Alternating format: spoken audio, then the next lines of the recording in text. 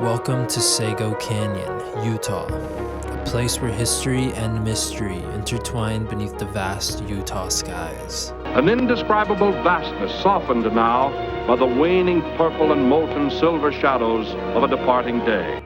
Just north of Thompson Springs, this mysterious canyon is both a portal to the ancient civilizations of Utah and the home of an abandoned ghost town that was once home to a thriving coal mining community. Today I will be exploring this mysterious canyon and diving into the history of both the coal mining town that disappeared and the significance of the ancient native art that covers this canyon. Who created these paintings? What did they signify? And what happened to the Sego ghost town?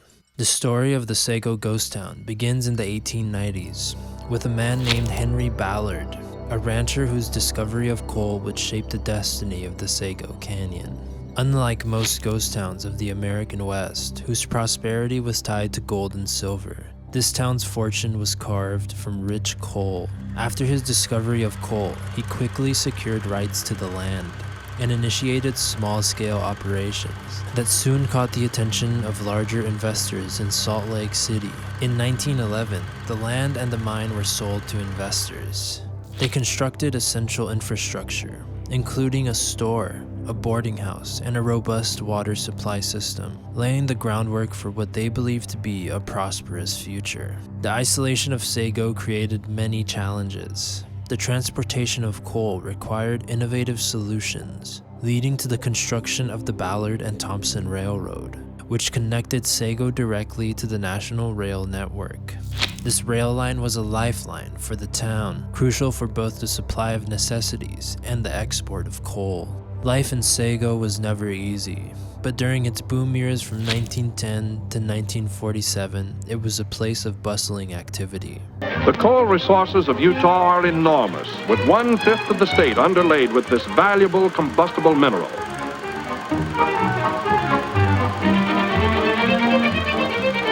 Utah coal, black magic that fires the furnaces of progress. Coal flowed like black gold, and the town's infrastructure grew. The population swelled and reached nearly 500 residents at its peak. With the growth came more challenges. The town's water supply, essential for both household needs and coal processing, began to fail. The creeks and springs that had once gave the town its water began to dry. The coal washer, an essential part of the coal mining process, often stood idle, without enough water in the town necessary for its operation.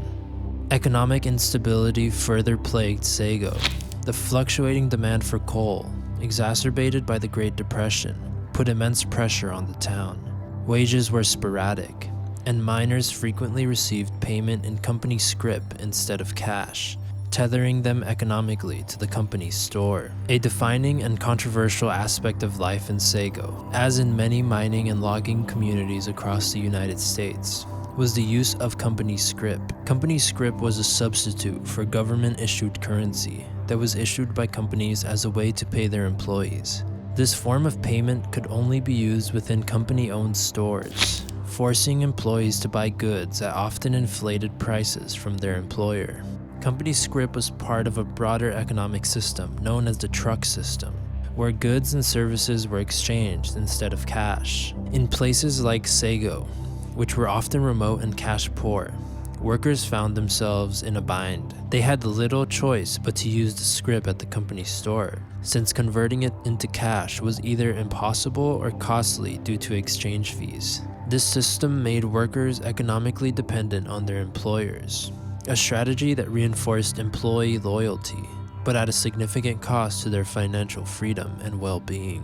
The employer, holding a monopoly over both wages and retail, could dictate the economic life of the community.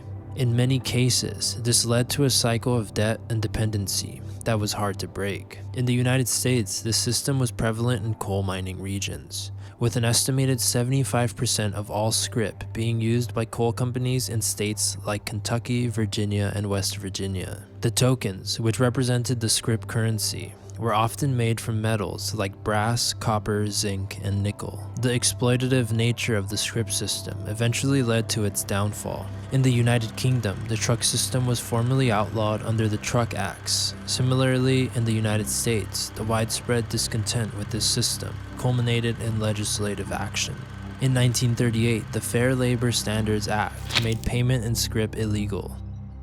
By 1947, the situation at Sego had worsened. Production costs soared as the easily accessible coal was exhausted, requiring deeper and more expensive mining operations. The economic model that once seemed so robust crumbled under its own weight. When the Chesterfield Coal Company, the town's last major operator, shuttered the mines, it was a devastating blow. The population dwindled as miners left in search of work elsewhere. The final nail in the coffin was the shift from steam to diesel locomotives by the railroads, drastically reducing the demand for Sego's coal. The remaining residents, a mere 27 by the end, pooled their resources in a desperate bid to keep their community alive. They formed the Utah Grand Coal Company, a last-ditch effort to sustain mining operations. Yet, even this could not withstand the subsequent disasters. A fire that destroyed the coal tipple in 1949, followed by another devastating fire in 1950.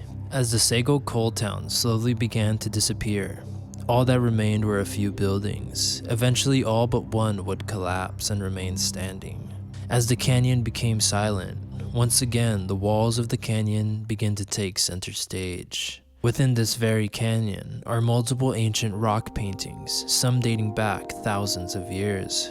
The oldest paintings in the canyon date back to the Archaic period, spanning from around 7000 BC to 1000 BC.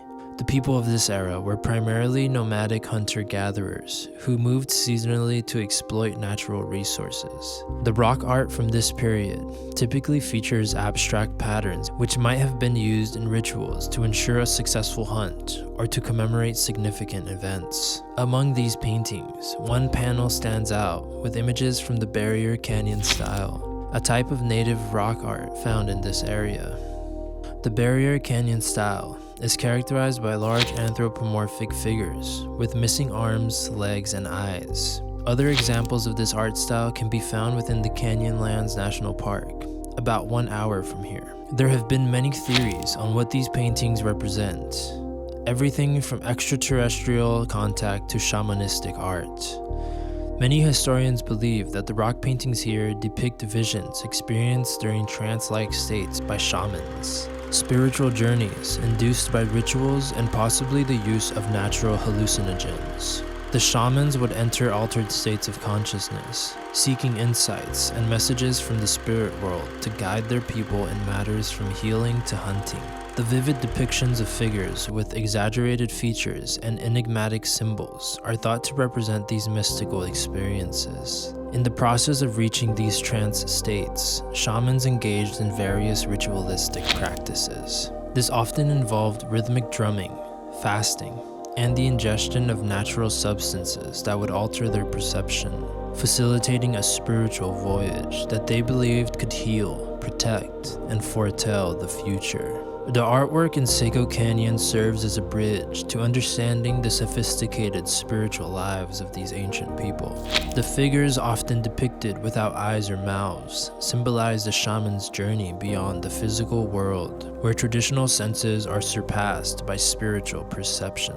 The unique acoustics of Sego Canyon likely played a significant role in these rituals. The natural sound isolation helps to intensify the auditory experience, making every chant and drumbeat resonate both physically and spiritually. This sensory amplification aided the shamans in transcending their ordinary mental states.